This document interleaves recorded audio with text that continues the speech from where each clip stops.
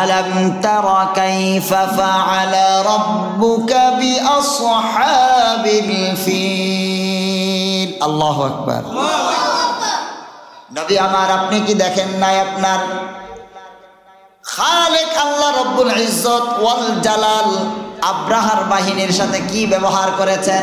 আল্লাহ তাআলার সম্পর্ক তাদের সাথে কেমন ছিল, কিভাবে তাদেরকে নাস্তানাবুদ করে দিয়েছেন। ভাইজানেরা আমার, পর্দার আড়ালের মায়েরা, কলিজার টুকরা বাজানেরা, যে যেখানেই থাকেন খুব খেয়াল করবেন। লাস্ট ফিনিশিং এ দেখা যায় বিশাল বড় হস্তি বাহিনী নিয়ে যখন মক্কার কাবা শরীফকে ভাঙার জন্য যখন সামনে অগ্রসর হয়েছে,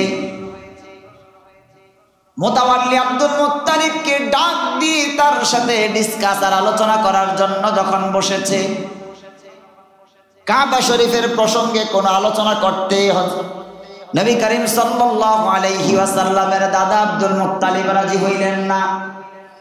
ডাক দিয়ে বললেন, মান্যবর, মক্কার জমিনের ভিতরে সবচাইতে দাপটওয়ালা সম্মানিত জ্ঞানী গুণী ব্যক্তি আপনি।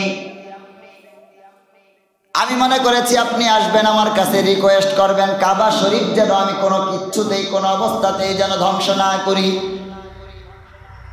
কিন্তু আমি তাকায়া দেখলাম আমার সৈন্যবাহিনী আপনার ওটগুলা নিয়ে আসার কারণে আপনি উট ফিরে চাইতেছেন, এই জন্য আপনি আমার কাছে এসেছেন।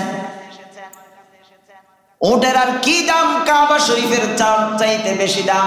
আমি তো মনে করেছিলাম কাবা শরীফ বাঁচানোর জন্য, ধ্বংসের হাত থেকে রক্ষা করার জন্য আপনি আমার সাথে আলোচনা করবেন, চুক্তিতে যাবেন, ডিট করবেন। আব্দুল মুত্তালিব তখন ব্যগ্র কণ্ঠে পরিষ্কার সুস্পষ্ট ভাষায় একটা চমৎকার বক্তব্য দিলেন আর বললেন, কাবা শরীফের মালিক রব্বুল কাবা হইলেন উপরে, আমি তো কাবা শরীফের মালিক না। কিছুটা সময়ের জন্য আমি শুধু মুতাওয়াল্লির দায়িত্ব গ্রহণ করেছি এবং পালন করার চেষ্টা করতেছি। কাবা শরীফ যদি তুমি ধ্বংস করে দাও, এই ব্যাপারে আমার কোনো ইন্টারেস্টিং কোনো চাওয়া পাওয়া কিচ্ছু নাই। কাবার মালিক যদি মনে করেন তোমার মতো শয়তানের হাতে কাবা ধ্বংস হয়ে যাবে, আমার কিচ্ছু করার নাই। আর কাবার মালিক যদি মনে করেন তোমার মতন খবিসকে মাইরা টুকরা করে কাবাকে হেফাজত করবেন, তাইলে এই জন্য এই ব্যাপারে আমার কোনো চাওয়া পাওয়া নাই, মাথা ব্যথা নাই।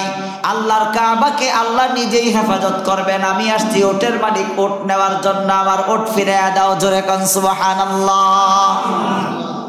বাজানেরা আমার, পর্দার আড়ালের মায়েরা, লাস্ট ফিনিশিং এ আমরা দেখতে পাই আল্লাহ তাআলা ওই হস্তি বাহিনীর বড় হাতের মাধ্যমে ছোট হাতি সহ গোটা সৈন্য বাহিনী সুলজারকে আল্লাহ তাআলা ধ্বংস করে কাবা শরীফ হেফাজত করেছেন, দেখায়া দিলেন, জালেম তুমি যদি তোমার কালো হাত বিস্তৃত করো, তুমি যদি বাড়ায়া দাও, আমি মালিক বড় কুদরত ব্যবহার করি না, ছোট ছোট কুদরত ব্যবহার কইরা, মাখলুক ব্যবহার কইরা জালিমদেরকে নাস্তানাবুদ কইরা জমিন থেকে ফিনিশ কইরা দেই। চিল্লা জোরে কোন মারহাবা। বাজানেরা আমার, শুধু তাই নয়, আমাদের নবীর ব্যাপারটার আগে অন্য নবীদের জুলুমের কাহিনীগুলো শুধু সামনে আনতেছি আপনাদেরকে বোঝানোর স্বার্থে।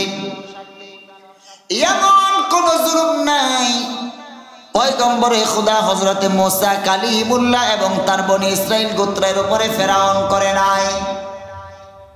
কুরআনুল কারীমের পরিষ্কার বক্তব্য হইল, ওমা যালামনাহুম ওয়ালাকিন কানু আনফুসাহুম ইয়াযলিমুন। জোরে কই আল্লাহু আকবার। সমস্ত কাহিনী শেষ হওয়ার পরে ফিনিশিং এ যায় আল্লাহ একটা চমৎকার বক্তব্য দিয়া বলেন, শুনো, ফেরাউন সহ তার সৈন্যবাহিনীকে নীল নদের ভিতরে সুবায়া ডুবায়া যে আমি ভয়ঙ্কর ভাবে মৃত্যু দিলাম, এই গোটা পৃথিবীর সমস্ত কুল কায়নাতের সৃষ্টিরাজি সবাই বুঝে রাখো, শুনে রাখো, দেখে রাখো, জেনে রাখো, আমি কিন্তু ফেরাউনের উপরে জুলুম করি নাই, জুলুম করি নাই, জুলুম করি নাই, জুলুম করি নাই। ওমা যালামাহুমুল্লাহ, আল্লাহ জুলুম করে নাই, তারাই নিজেদের উপরে জুলুমটা ডাইকা আনছে। তাদের পরিণতি তাদের উপরে, তারা হাতে কামাই কইরা তারপরে তাদের উপরে আনছে। চিল্লা জোরে কোন আল্লাহু আকবার। মুসলমান খুব ভালো করে বুঝেন, সালেহ আলাইহিস সালাতু ওয়াস সালাম বিশিষ্ট একজন মশহুর পয়গম্বরের নাম। আল্লাহ তাআলা ডাক দিয়ে বললেন সালেহ আলাইহিস সালাতু ওয়াস সালামের জাতিকে, ওরা বলল আপনি যদি নবী হন তাইলে আমাদেরকে আপনি এরকম কোন নিশানা দেখান যেই নিশানার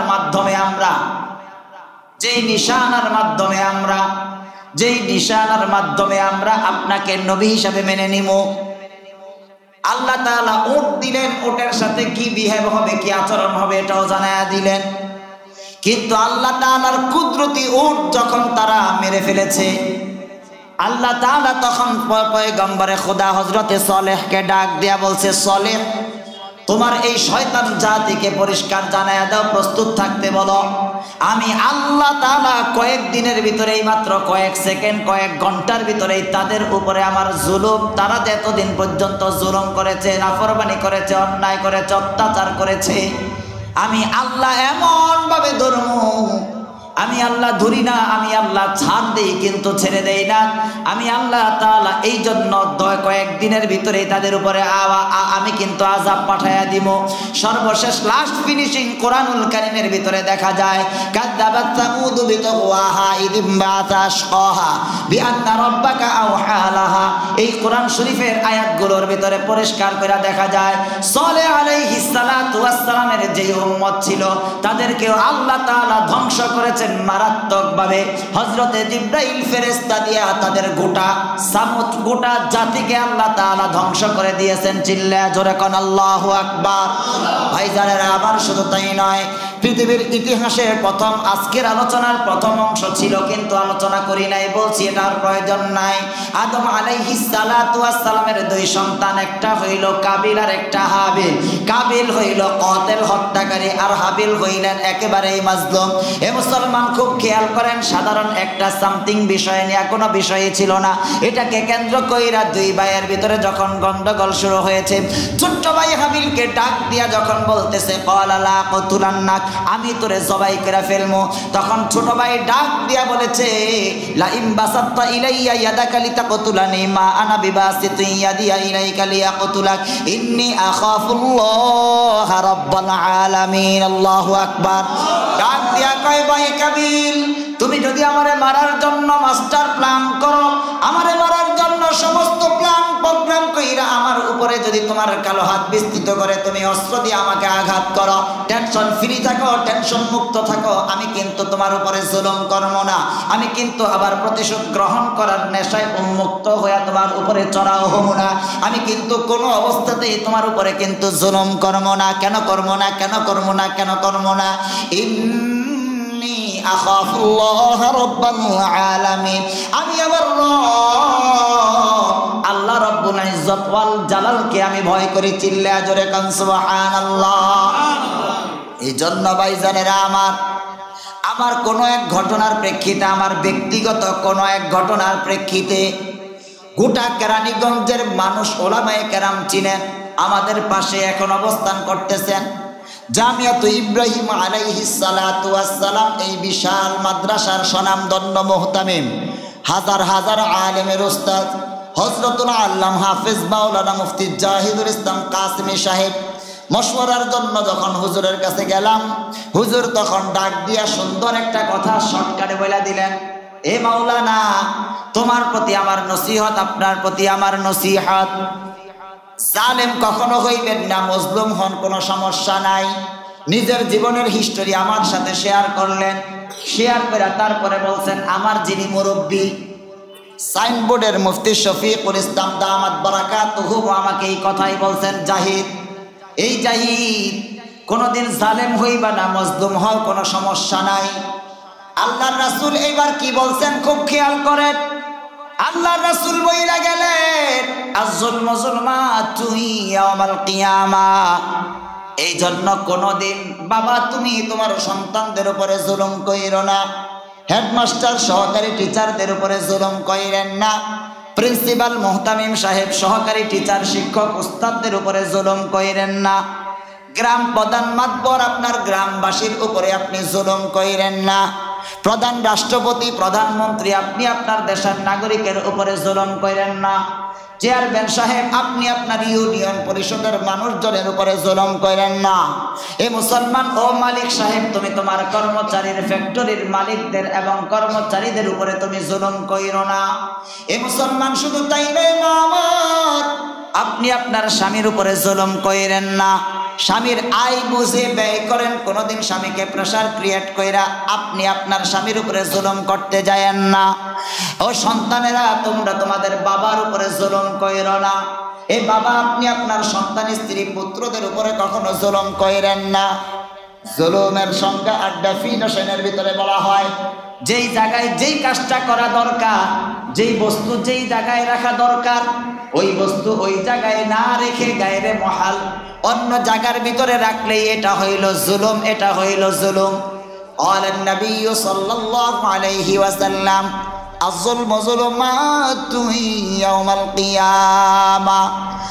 আল্লাহর রাসূল পয়গম্বরে খোদা নবী করিম সাল্লাল্লাহু আলাইহি ওয়াসাল্লাম বলেন, কিয়ামতের ময়দানে কোটি কোটি কোটি কোটি অজস্র বেগাইর হিসাব মানুষের জমায়েত যখন হবে, ওই সময় জেনাখোরদেরকে দেখলেই মানুষ চিনবে এগুলা জেনাখোর। এ মুসলমান, যারা নামাজ চুরি করতো, নামাজ ঠিক মতো পড়তো না, দেখলেই মানুষ চিনবে এই কাতারওয়ালা এরা নামাজ পড়তো না। আরেক সারির দিকে তাকায়া দেখবে এরা সুদ খাইতো, একটা লাইনের ভিতরে দাঁড়ানো। আরেক কাতারের ভিতরে তাকায়া দেখবে মুসলমান, খুব খেয়াল করেন, রিলিফের মাল নেওয়ার জন্য মানুষ যেরকম একজন আর একজনের পিছনে কাতার বন্দী হয়ে দাঁড়ায়া যায়, বিভিন্ন অনুষ্ঠানে ঢুকতে গেলে বীরবাট্টার সময় যখন লাইন মেনটেন করে ঢুকতে হয়, এরকম একটা সিস্টেম যখন তৈরি হয়ে যাবে, পর্দার আড়ালের মা, তোমার কাছে আমি আবেদন নিবেদন করে বলতে চাই, কান সজাগ করে কথা শুনো। আমার যুবকেরা, যে যেখানে আপনি খুব ভালো করে কথাগুলা খেয়াল করেন। সমস্ত মানুষদেরকে আল্লাহ তাআলা পরিষ্কার কইরা সূরা ইয়াসিনের ভিতরে বলেন, 23 নম্বর পারার 3 নম্বর পৃষ্ঠার ভিতরে আল্লাহ তাআলা ডাক দিয়া কয়, ওয়ামতাজুল ইয়াওমা আইয়ুহাল মুজরিমুন। আল্লাহু আকবার। ডাক দিয়ে আল্লাহ তাআলা বলবেন, হে মুজরিমের দলেরা, ও ফাসিকের দলেরা, ও নাফরমানের দলেরা, ও বেনমাজির দলেরা, এই দুনিয়ায় যে যেই ধরনের অপরাধ করেছ, আজকের এই মুহূর্তে একটা ঘোষণা শুধু দেওয়া হবে। ওই ঘোষণা শোনার সঙ্গে সঙ্গে গোটা কুল কায়নাতের হাসর মাঠের ভিতরে ভয়ঙ্কর থমথম আওয়াজ তৈরি হয়ে যাবে। থর থর করে কাঁপবে নবী আলাইহিস সালামেরা, থর থর করে কাঁপবে ওলিরা, থর থর করে গোটা কুল কায়নাতে যারা ওই সময় হাসর ময়দানে সমস্ত মানুষগুলা দাঁড়ায়া থাকবে, সবাই থর থর করে কাঁপবে কাঁপবে কাঁপবে। আজকে এই মুহূর্তে জান্নাতে যামু নাকি জাহান্নামে যামু? কিতাবের ভিতরে ঘটনা আসছে, ও মুসলমান খুব খেয়াল করেন। ইমামে আজম নুমান ইবনে সাবিত আবু হানিফা রাহমাতুল্লাহি আলাইহি এশারের নামাজ পড়তেন, পড়ার পরে রাতে তাহাজ্জুদের নামাজে দাঁড়ায়া যাইতেন। তাহাজ্জুদের নামাজে দাঁড়াইয়া সব সময় কোরআনুল কারীমের তেলাওয়াত করতেন। একদিনকার ঘটনা, কোরআন শরীফ তেলাওয়াত করতে করতে 1 2 3 4 5 পারা করে করে 20 21 22 23 পারার সূরা ইয়াসিনের তেলাওয়াত যখন তিনি শুরু করেছেন, এই পর্দার আড়ালের মা, যুবক বন্ধুরা, আল্লাহর বান্দারা, আলোচনা শেষ করে দিতেছি, খুব খেয়াল করেন। ইন কাদাত ইল্লা সাইহাতান ওয়াহিদা, এই আয়াত, এই পৃষ্ঠা যখন শুরু করে ওয়ামতাজুল ইয়াওমা আইয়ুহাল মুজরিমুন এই আয়াত পর্যন্ত এসেছেন, সারা রাত্র একটা আয়াত বারবার তাকরার করেছেন, পুনরাবৃত্তি করেছেন, বারবার এই আয়াতটাই পড়েছেন, সামনের আয়াত আর পড়তে পারেন নাই। কারণ এই আয়াতের ভিতরে আল্লাহ তাআলা ঘোষণা দিয়েছেন, কিয়ামতের ময়দানে আল্লাহ তাআলা বলবে, সমস্ত ফাসিকরা আলাদা আলাদা দলবদ্ধ হয়ে যাও। চিল্লায়া জোরে কোন আল্লাহু আকবার। এখন তো পালানোর জন্য পর্দার আড়ালে ব্যবস্থা থাকে, এখন তো পালানোর জন্য টাকা দিলেই হয়ে যায়, এখন তো পালানোর জন্য বিভিন্ন ওয়ে এবং রাস্তা খোলা আছে। ওই সময় ইমামে আবু হানিফা রাহমাতুল্লাহি আলাইহির ঘটনা এরকম করে আসছেন, চোখের পানি ফালায়া ফালায়া কাঁদতেছেন, গোটা রাত্র চিৎকার কইরা কাঁদতেছেন, হায় হায় আমি আবু হানিফার কি হবে। অথচ আবু হানিফা তো ছিলেন তিনি যিনি সগীরা গুনাহ যখন ওযুর পানির সাথে ঝইরা যাইতো তিনি দেখতেন। সুবহানাল্লাহ। ভাইজানেরা আমার, পর্দার আড়ালের মা, এই জন্য আপনার কাছে বলতে চাই, সমস্ত কবরবাসী হাসরবাসীদেরকে তাকায় জয়ময় ময়দানে মাহশারের ভিতরে তাকানো হবে, তাকায়া দেখবে সমস্ত মানুষগুলা কোন কাতারে কে দাঁড়ায় আছে। ওই সময় যারা জুলুম করেছে, জালেমের সম্প্রদায়, জালেমের গোত্র, জালেম গোষ্ঠীকেও তাকায়া দেখবে, তারা কালো চেহারা নিয়া, ভয়ঙ্কর আকৃতি নিয়া, আয-যুলমু যুলুমাতু ইয়াউমাল কিয়ামা, এই আয়াতের বাস্তব জ্বলন্ত দৃষ্টান্ত নিয়ে তারা সামনে দাঁড়ায়া যাবে। তাদেরকে দেখলেই বোঝা যাবে জলিমের উপরে তারা জুলুম করেছে। জুলুম চিল্লায়া জোরে কর নাউযুবিল্লাহ। জুলুম করা যাবে না। আল্লাহ আমাদেরকে বুঝার তৌফিক দান করুক, জোরে করে আমিন। আল্লাহ রাসূল সাল্লাল্লাহু আলাইহি ওয়াসাল্লাম বলেন, এই আল্লাহ রাসূল সাল্লাল্লাহু আলাইহি ওয়াসাল্লাম বলেন, কয়েকটা জিনিস থেকে তোমরা বাইচা থাইকো, কয়েকটা জিনিস থেকে তোমরা বেঁচে থাকো, কয়েকটা জিনিস তোমরা অ্যাভয়েড করে চলো। এর ভিতরে একটা হইল, জমিনের ভিতরে চলতে যায় কখনো মজলুমের দোয়ার ভাগীদার যেন তুমি না হয়ে যাও। মজলুমের দোয়া থেকে বাঁচো, মজলুমের দোয়া থেকে বাঁচো, মজলুমের দোয়া থেকে বাঁচো। কারণ আল্লাহ তাআলা কিছু দোয়া আছে স্পেশাল কোন ধরনের পর্দা ছাড়াই কবুল করে। সুবহানাল্লাহ বলেন। একটা হইল মা বাবা যদি তার সন্তানের জন্য দোয়া করে কবুল। সুবহানাল্লাহ। একটা হইল মা বাবা তার সন্তানের জন্য যদি দোয়া করে তাইলে কবুল। আরেকটা হইল উস্তাদ ছাত্রর জন্য দোয়া করলে কবুল। মুসাফির হালতে বাড়িতে নাই, কোন জায়গায় দেয়া বিপদে পড়া যদি দোয়া করে কবুল। সবচাইতে ডেঞ্জারাস দোয়া হইল দাওয়াতুল মাজলুম। মাজলুম যদি অত্যাচারিত হয়ে হাত উঠায়, আজকে 5টা 7টা 10টা বাড়ির মালিক, আজকে 10টা 15টা 20টা কোম্পানির মালিক, আজকে বিভিন্ন ব্র্যান্ডের গাড়ির মালিক, এই গাড়ির মালিক ওয়ালা এই কারখানার ভিতরে গাড়ির ভিতরে বোমা ফুটতে আল্লাহ তাআলা কয়েক সেকেন্ডের ব্যাপার। এবার বঙ্গে ওপার গড়ে, এই তো নদীর খেলা,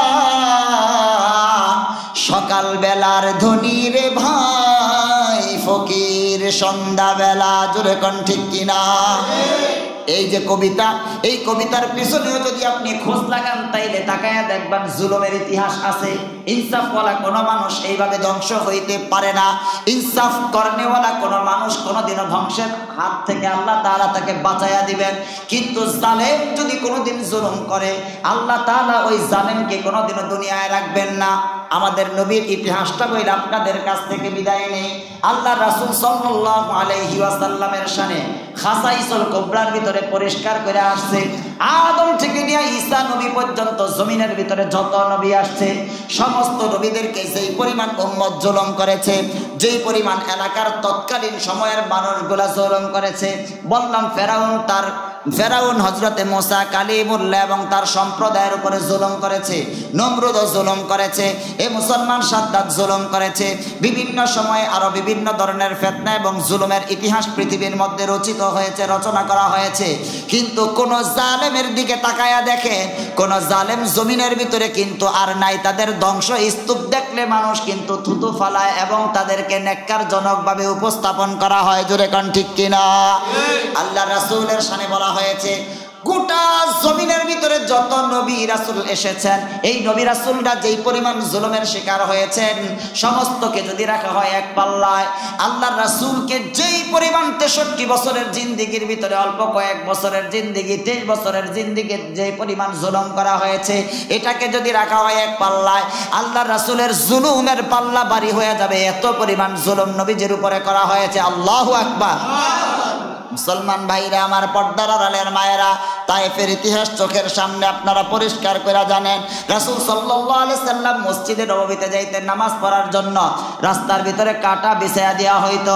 এই মুসলমান শুধু তাই নয়, তারপরে আমরা যদি তাকাই, নামাজরত অবস্থায় ওটের নারী বুড়ি তার উপরে চাপায়া দেওয়া হয়েছে। শুধু তাই নয়, মক্কার জমিন কাবা শরীফের হাতেমের ভিতরে দাঁড়ায় বলছিল 2 রাকাত নামাজ পড়বো, নো চান্স, কোনো চান্স নাই।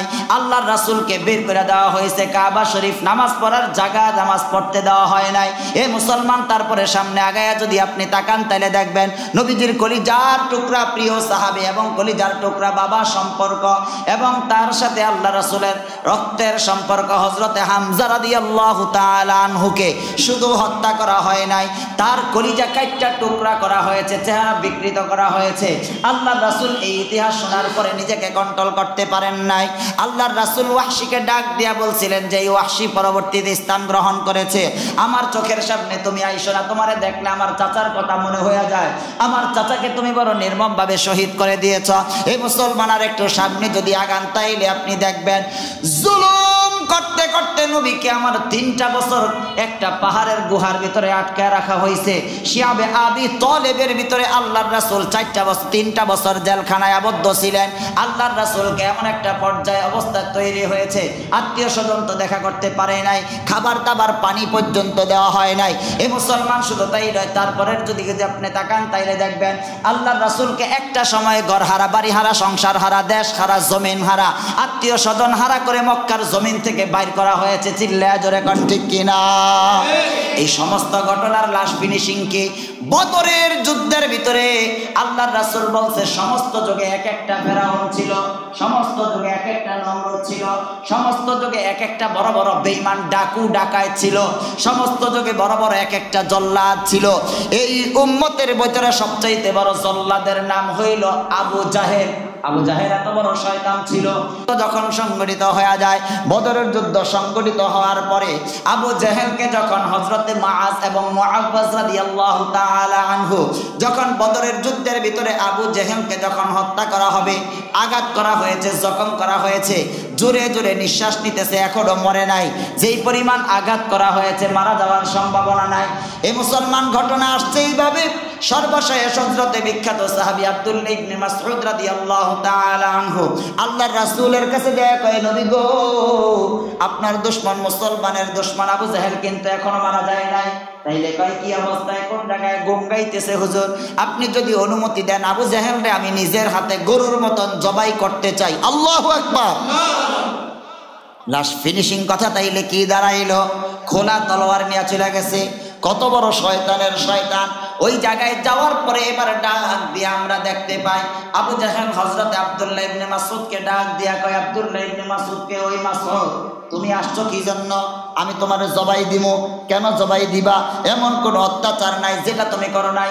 তুমি তো সেই আবু জাহেল, পৃথিবীর ইতিহাসের প্রথম সাহাবিয়া হযরতে সুমাইয়ার লজ্জাস্থানের ভিতরে শরমগাহির ভিতরে তুমি বর্ষা দিয়ে আঘাত করে শহীদ করে দিয়েছো। হযরতে আম্মার বিন ইয়াসার রাদিয়াল্লাহু তাআলা আনহুকে জমিন থেকে তুমি উৎখাত করে দিয়েছো। এমন কোন অত্যাচার নাই যে অত্যাচার তুমি করো নাই। এলাকার লোকদেরকে নিয়ে মুসলমানদের ঘর বাড়ি থেকে তুমি আলাদা করে বাইর করে দিছো। এমন কোন জুলুম নাই যেটা তুমি করো নাই। আজকে সুযোগ আর চান্স পাইছি, তোমার আমার নিজের হাতে আমি জবাই করব। কিতাবের ভিতরে ঘটনা আসছে, আবু জাহেল তখন ডাক দিয়া মরলপনা এবং শয়তানি কইরা তখন বলতেছে, আমারে তুমি মারবা, আমারে তুমি জবাই করবা, এই ব্যাপারে আমার মনের ভিতরে কোনো দুঃখ নাই, কিন্তু আমার একটা রিকোয়েস্ট তোমার প্রতি। কয় কি? কয় তুমি আমার গলা উপর দিক থেকে কাটতো না, আমার গলাটারে তুমি এই ঘাড়ের দিক থেকে কাটবা। সমস্ত খণ্ডিত দেহগুলাকে যখন এক জায়গায় রাখা হবে, মস্তকগুলাকে যখন আরেক জায়গায় রাখা হবে। আমি তো হইলাম নেতা, এলাকার ভিতরে সবচাইতে সব সময় নেতৃত্ব দেওয়ার অভ্যাস ছিল। আমার হেডম আর আমার ফাইজলামি তো আমি এই মুহূর্তে বলতে রাজি না। এই জন্য আমার এই মাথাটা তুমি নিজ দিক থেকে কাটবা। সমস্ত মাথা যখন এক জায়গায় রাখা হয় তখন যেন আমার মাথাটা প্রত্যেকটার মাথার উপরে থাকে, সবাই যেন দেখলে ইশারা করে কয় ওই যে আবু জাহেলের মাথা। নাউজুবিল্লাহ। কোন শয়তান ছোট শয়তান না বিশাল বড় শয়তান? অথচ মুসা আলাইহিস সালাতু ওয়াস সালাম মের সাথে গাদ্দারি, ফাজলামি, বেয়াদবি, জুলুম করার কারণে যখন দুনিয়া থেকে বিদায় নেয় ফেরাউন, তখনও ফেরাউন এই কথা বলতেছিল, আমানতু বিরাব্বি মুসা ওয়া হারুন। আল্লাহু আকবার। কোন আমি সিদ্ধান্ত নিতেছি যে আমি মুসা এবং হারুনের রবের প্রতি ঈমান আনমু, এই কথা বলবে ঠিক এই সময় নীল নদের নিচ থেকে লোদ এবং কাদা উঠায়া হযরতে আজরাইল আলাইহিস সালাতু ওয়াস সালাম ফেরাউনের নাপাক জবানের ভিতরে ঢুকাইয়া দিছে, যেন কালেমা পইরা আবার মুসলমান হয়ে যাইতে না পারে। চিল্লা জোরে কোন সুবহানাল্লাহ। প্রিয় হাজিরিন, আর আবু জেহেল কত বড় শয়তান, মারা যাওয়ার সময় ডাক দিয়া বলতেছে, কাটটা কাফের। ফেরাউন যেখানে মুসলমান হয়ে যাওয়ার জন্য চিন্তা করতেছে, আর আবু জেহেল সেখানে বলে আমি তো মারা যাবো, আমার তো গলা কাটটাই ফেলাইবা, তো গলাটা নিচ থেকে কাটতো। তাইলে আজকে লাস্ট ফিনিশিং কথা, ইন্নাল্লাহা লা ইয়াযলিমু মিসকালা যাররা, যাররা পরিমাণ। যাররা কি? আমরা অনেকে কয় সরিষার দানা, না, এটাও জান্না না, এর চাইতে আরো একেবারে সূক্ষ্ম। ঘরের ভিতরে যখন রৌদ্রের আলো ঢুকে ওই সময় আমরা দেখি কিছু জিনিস উঠতে থাকে, ধরাও যায় না, ছোঁয়াও যায় না, মুষ্টিবদ্ধ করা যায় না। কথা ঠিক কিনা? ওলামায়ে কেরাম বলেন যাররা হইল এত সূক্ষ্ম, আল্লাহ তাআলা এই পরিমাণ মানুষের উপরে জুলুম করেন না। জোরে কোন সুবহানাল্লাহ। তাইলে আমরা যে দেখি আমাদের উপরে যত অশান্তি, যত সমস্যা, কেন? যাহারাল ফাসাদু ফিল বাররি ওয়াল বাহরি বিমা কাসাবাত আইদিন নাস লিইউযীকাহুম বা'দাল্লাযী আমিলু লাআল্লাহুম ইয়ারজিউন। আল্লাহু আকবার বলেন। জল স্থল সহ গোটা জমিনের ভিতরে যত অশান্তির আগুন দাউ দাউ করে জ্বলতেছে, ফ্যামিলির ভিতরে, পরিবারের ভিতরে, সমাজের ভিতরে, দেশের ভিতরে, রাষ্ট্রের ভিতরে, সমস্ত প্রতিষ্ঠানের ভিতরে দাউ দাউ করে অশান্তির আগুন জ্বলার পিছনে একটাই কারণ সমস্ত জায়গায় যদি আপনি দেখেন অফিসের ভিতরে কোনো একজন লোক সবচাইতে ভালোভাবে অফিসের দায়িত্ব পালন করে, বাকি লোকগুলা কথা দিয়ে জুলুম করে, বাকি লোকগুলা ব্যবহারে জুলুম কইরা ওই লোকটার অফিসে থাকতে দেয় না। এরকম ঘটনা জোরে কয় না, আছে না নাই? স্কুলের ভিতরে সব টিচার একরকম হয় না, মাদ্রাসার সমস্ত উস্তাদ একরকম হয় না। ভালো করে আলাপ আলোচনা করে সুন্দর করে বুঝা তারপরে পড়ায়, ছাত্ররা দুর্বল, অন্য শিক্ষকরা সহ্য করে না। আছে না নাই? কথা বলেন, আছে না নাই? কর্মচারী অনেকেই ফ্যাক্টরির ভিতরে কাজ করে, মুসলমান খুব খেয়াল করেন, এর ভিতরে দুই একজন আছে মালিকের কাজে ফাঁক দেয় না। যারা ফাঁকি দেওয়ার অভ্যাস, তারা তাকে বিভিন্ন ধরে কটাক্ষ কইরা অশান্তিতে রাখে। আল্লাহ তাআলা আবারও কয়, ওমা যালামনাহুম ওয়ালাকিন কানু আনফুসাহুম ইয়াযলিমুন। লাস্ট ফিনিশিং কথা, ইব্রাহিম আলাইহিস সালামের যেই দীর্ঘ আলোচনা 3, 4, 4, 5 সপ্তাহ যাবত আমরা করলাম, এই আলোচনা থেকে আমাদের জন্য 1 নম্বর ঘটনা হইল, কোন অবস্থাতে কোনদিন সবক হইল কারোর উপরে জুলুম করব না ইনশাআল্লাহ। জোরে কয় না ইনশাআল্লাহ। আমি স্বামী আমার স্ত্রীর সাথে জুলুম করব না ইনশাআল্লাহ। আমি স্ত্রী স্বামীর সাথে জুলুম করব না। আমি বাবা সন্তানদের উপরে কোনো আদেশ নিষেধ তাদের জন্য হচ্ছে না, সম্ভব না, চাপায়া দিব না। আমি হেডমাস্টার টিচারদের উপরে শুধু খামাখা ছাত্রদের উপরে চাপায়া দিব না। আমি মুহতামিম সাহেব চাপায়া দিব না। আমি একজন ইউনিয়ন পরিষদের চেয়ারম্যান, আমার এলাকার মানুষের উপরে আমি জুলুম করব না। তাইলে কি হবে? আপনি যেদিন দুনিয়ায় থাকবেন না, আমি যেদিন দুনিয়ায় থাকবো না, মানুষ সেদিন চোখের পানি ফলাবে আর কান্না করতে থাকবে আর বলবে, চেয়ারম্যান তো মারা যায় নাই, একটা ফেরেশতা দুনিয়া থেকে বিদায় নিয়েছে। চিল্লায়া জোরে কোন ঠিক কিনা? আর না হয় কি হবে? আর না হয় কি হবে? আর না হয় কি হবে? বাংলাদেশের রানিং সংসদ সদস্য ঝিনাইদহ 4 আসন, চিকিৎসার জন্য গেছে কলকাতা, এখনো পর্যন্ত ধোঁয়াশা। কিন্তু বিশ্ব মিডিয়া সহ সারা বাংলাদেশের সমস্ত মিডিয়া একবার কইছে বাস, লাশ টুকরা টুকরা করতে করতে 80 টুকরা পর্যন্ত করছে, যদিও এখনো 1 টুকরাও উদ্ধার হয় নাই, এখনো 1 টুকরা উদ্ধার হয় নাই। এখন এটা নিয়েই তো ধুম্রজাল, আসলেই মারা গেল কি মারা যায় নাই, নাকি কোনো জায়গায় যেহেতু স্বর্ণ চোরা কারবারি সহ এমন কোনো আকামার কুকাম নাই, এতদিন সে এলাকায় থাকার কারণে দুর্দণ্ড প্রতাপের কারণে কেউ মুখ খুলতে পারে নাই। আর এখন একটার পর একটা গর্ত খুঁজতেই কিছু যেরকম বাইর হয়ে আসে, তার সমস্ত অপরাধ একটার পর একটা বাইর হয়ে আসতেছে। 2016 সাল, একটা ছেলে মেট্রিক পরীক্ষা দিলে তার বয়স আর কতটুকু হয়, এরকম একটা সোহান নামের ছেলেকে তার ইশারায়, তার কথায় বাড়ি থেকে উঠাইয়া নিয়া এই আনোয়ারুল আজিম ওনার নির্দেশে, ওনার বাহিনী তাকে শুধু মারে নাই, তাকে মারছে তো মারছে, দুইটা চোখ পর্যন্ত উঠাইয়া ফেলাইছে। জোরে কর নাউজুবিল্লাহ। মা পর্দানিসীন মহিলা চোখের পানি ফালাইয়া কাঁদতেছিল আর কইতেছিল, এই লোকগুলা মারা যাওয়ার আগে যখন ছেলে গুম হয়ে যায় জানে তারা, তখন তারা যায় বলছিল আমাদের সন্তানকে ফিরাইয়া দেন, প্রয়োজনে আমরা সবাই আপনার দলের লোক হয়ে যাব। তার ক্ষমতা, তার বাহাদুরি, তার জুলুম এত মাত্রা অতিরিক্ত, সে তখন বলছে তোদেরকে গণার টাইম আছে নাকি? চুয়াডাঙ্গায় জিনাইদার বাচ্চার লাশ পাওয়া যায় চুয়াডাঙ্গা। মা তখন চোখের পানি ফেলে আরশে আজিম ওয়ালার কাছে দাওয়াত দিছে আর বিচার দিয়া দিছে। জোরে কোন সুবহানাল্লাহ। মাত্র কয়েক বছরের ব্যবধানে এখন তার লাশ কোথায় কেউ জানে না। পিয়ারে হাজিরিন, এই জন্য আল্লাহ তাআলা কোরআনুল কারীমের যেখানে হাবিল কাবিলের ঘটনা পরের পৃষ্ঠায় বলছেন, ওমা কাতালা নাফসাম বিগাইরি নাফসিন ফাকান্নামা কাতালান নাসা জামিআ ওমান আহইয়াহা ফাকান্নামা আহইয়ান নাসা জামিআ। তোমার এই হাত দিয়া তুমি কোন মানুষের গায়ে আঘাত কইরা হাত নোংরা বানাইবা না, কারণ এক একটা মানুষ আল্লাহ তাআলার অনেক দামি, অনেক দামি, অনেক দামি, অনেক দামি।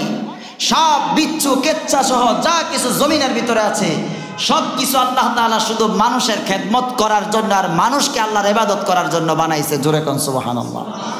আর আল্লাহ তাআলা আরো পরিষ্কার করে বলতেছেন, লাকাদ খলাকনাল ইনসানা ফি আহসানি তাকওয়িম। আমার এই সৃষ্টির ভিতরে সবচাইতে দামি সৃষ্টির নাম হইল মানুষ। আর মানুষের মাথা থেকে পাও পর্যন্ত ফেরেশতাদেরকে দিয়া বানায়া মাথার এই মুখের পুরা অংশটা আমি আল্লাহ তাআলা নিজের কুদরতি হাত দিয়া বানাইছি। জোরে কোন সুবহানাল্লাহ।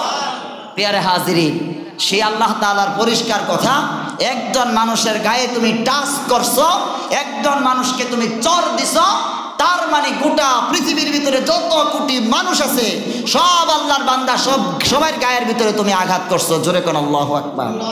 একটা মানুষকে মেরে ফেলতেছে, তাকে যদি তুমি বাঁচায় আনো, তার মানে গোটা পৃথিবীর সমস্ত মজলুম মানুষগুলাকে তুমি বাঁচায়া দিলা। জোরে কোন সুবহানাল্লাহ।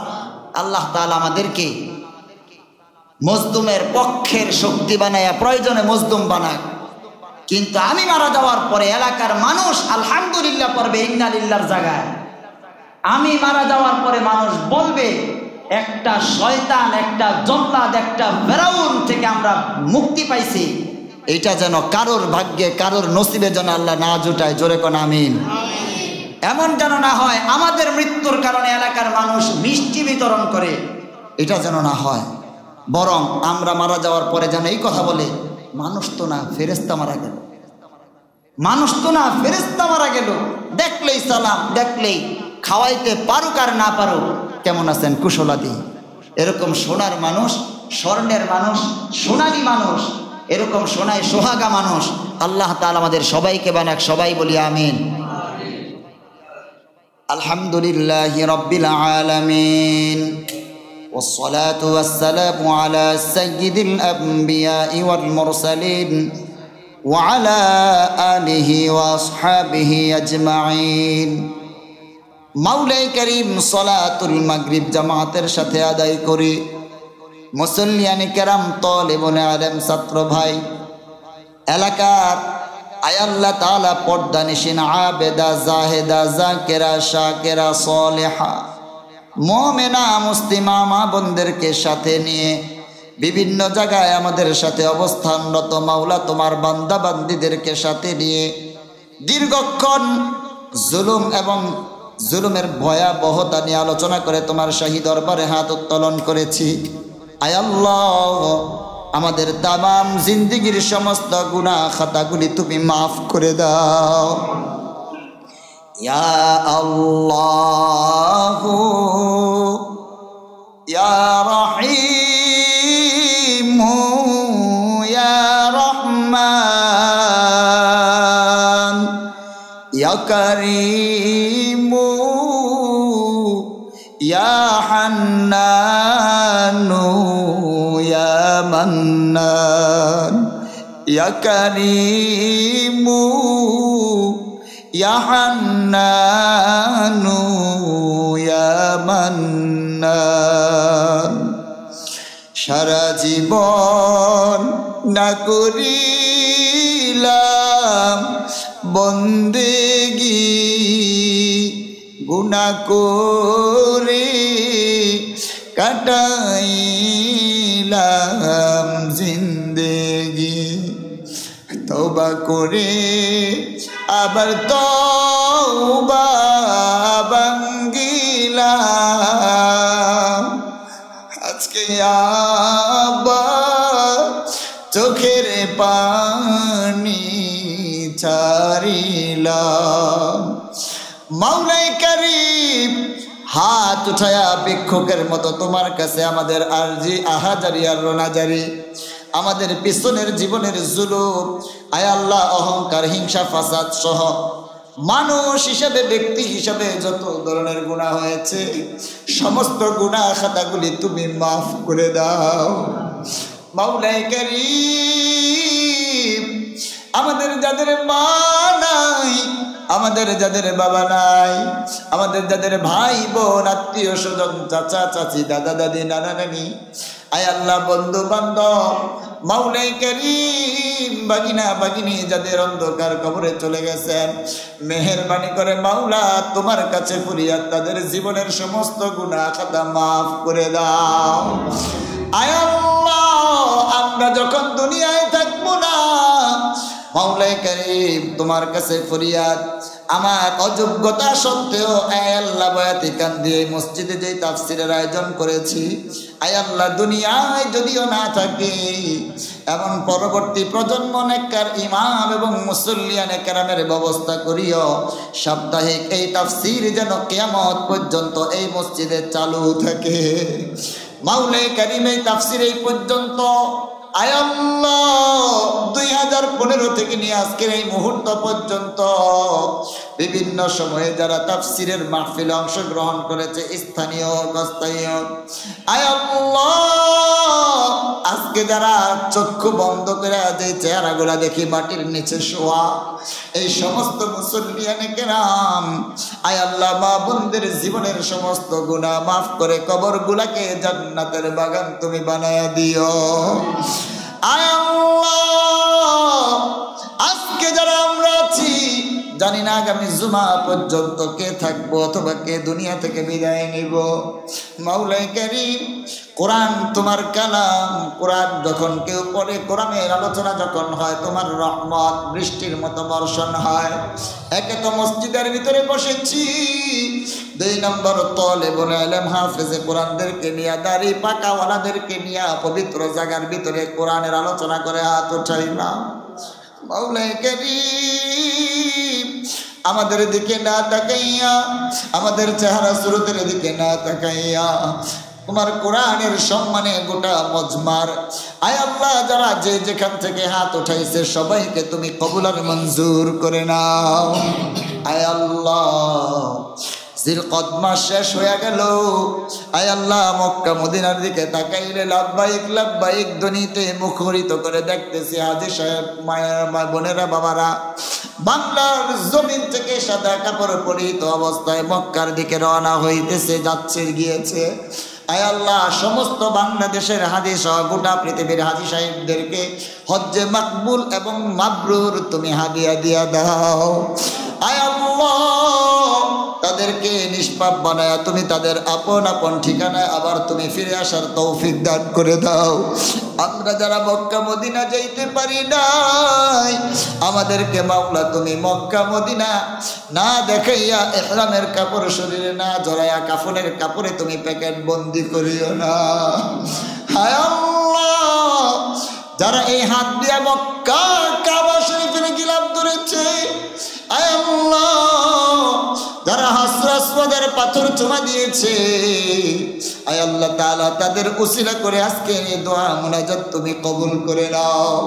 আমাদের মধ্যে যাদের স্ত্রী পুত্র কন্যা জয়া সন্তানেরা আল্লাহ তাআলা অসুস্থ আছে সবাইকে তুমি সুস্থতা দান করে দাও।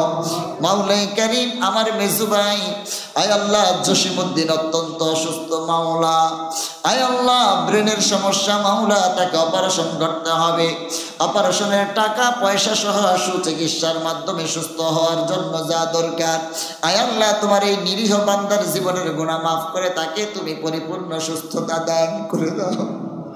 মাওলাই কারীম আমরা যারা বাবা দেখি নাই, আমরা যারা মা দেখি নাই, আমরা যারা বাবা আর মায়ের কোলে বড় হইতে পারি নাই, আয় আল্লাহ যারা বাবার আদর কি জিনিস বুঝি নাই, যারা মায়ের আদর কি জিনিস বুঝি নাই, যারা মা বাবা কেউ কি দেখি নাই, তোমার কাছে কুনিয়া আমাদের মা বাবার জীবনের গুনাহ মাফ করাইয়া আমাদের সন্তানেরা যেন অতি তাড়াতাড়ি মা বাবা হারা না হয় এই জন্য আমাদের হায়াতে তুমি বরকত দিয়া দাও।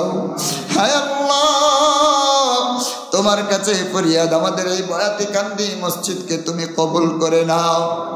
গোটা পৃথিবীতে মাওলা আয় আল্লাহ ঈদুল আজহা আসতেছে, সবাই কোরবানি দিবে।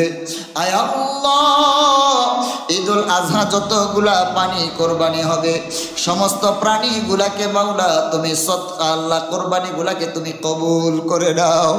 আয় আল্লাহ হাদিসের ভিতরে আসছে কোরবানির পশুর রক্ত মাটিতে পড়ার আগে যিনি কোরবানি দাতা তার জীবনের গুনাহ তুমি মাফ করে দাও। হায় আল্লাহ আমাদের কোরবানিগুলা কবুল করে মাওলা আমাদেরকেও তুমি ওরকম খুশনসিব দান করে দাও।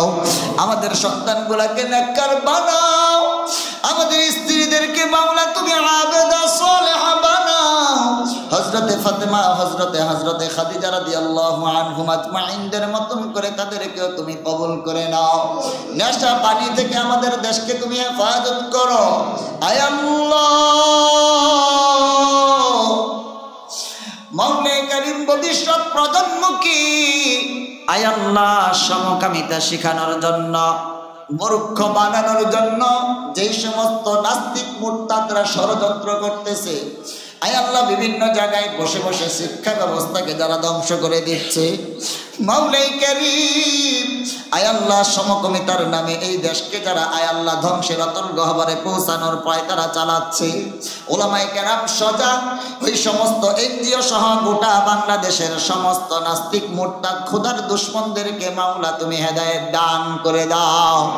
আয় আল্লাহ হেদায়েত যদি না থাকে শাহদালাল হাফিজি হুজুর আর নেককারদের এই পূর্ণভূমি জন্মভূমি মাতৃভূমিকে যারা নষ্ট করতে চায় মাওলাই কারীম তাদেরকে জমিন থেকে তুমি সালেহ আলাইহিস সালাম সহ লূত আলাইহিস সালামের জাতিদেরকে যেভাবে ধ্বংস করে দিয়েছ একটা একটাকে উঠায়া জমিনকে মাওলা তুমি পরিষ্কার করে দাও। আয় আল্লাহ আখিরি তামান্না আমরা যখন দুনিয়ায় থাকবো না, দুনিয়া থেকে যখন বিদায় নিব মাওলাই কারীম হয়তো ইসলামের জন্য আমাদেরকে তুমি শহীদ করে শাহাদাতের সুধা পান করে হাসতে হাসতে জান্নাত দেখে দুনিয়া থেকে বিদায় নেওয়ার জন্য হযরতে ওমর ফারুক রাদিয়াল্লাহু আনহুর কণ্ঠে কণ্ঠ মিলায়া বলছি আমাদেরকে তুমি শহীদের মৃত্যু দিও, না হয় তুমি আমাদেরকে রওজাতুন নবীর পাশে শোয়ার ব্যবস্থা করে দিও। আল্লাহুম্মা রযুকনা শাহাদাতান ফি সাবিলিক ওয়াজআল মাউতানা বিবালাদি রাসূলি আল্লাহুম্মা আরহামনা ফা ইন্নাকা খায়রুর রাহিমিন আল্লাহুম্মা হাসিবনি হিসাবান ইয়াসীরা আল্লাহুম্মা হাসিবনি হিসাবান ইয়াসীরা ইয়া হাইয়্যু ইয়া কাইয়্যুম ইয়া যুল জালালি ওয়াল ইকরাম ইয়া হাইয়্যু ইয়া কাইয়্যুম ইয়া যুল জালালি ওয়াল ইকরাম। मौला करीम मोहब्बत की आतश जला दे खुदाया, शराबे मोहब्बत पिला दे खुदाया, मोहब्बत की आतश जला दे खुदाया, शराबे मोहब्बत पिला दे खुदाया। मौला करीम तुम्हार प्रेमेर आगुन आमादेर अंतरे জ্বালায়া तुम्हार प्रति मोहब्बत बाड़ाया दाओ। आय अल्लाह तुम्हार प्रेमेर जे पान पेयाला एटाके आमादेरके चाखाया, आय अल्लाह आमादेरके पान कराइया तुम्हार खाटी बान्दा हिसेबे तुमी आमादेरके कबूल करे नाओ। सुबहान रब्बिका रब्बिल इज्जति अम्मा यासिफून व सलामुन अलल मुरसलीन आमीन वल्हम्दुलिल्लाहि रब्बिल आलमीन। শিক্ষা মাহফিল, সুস্থ সমাজ গড়ার বিপ্লবী চেতনায়।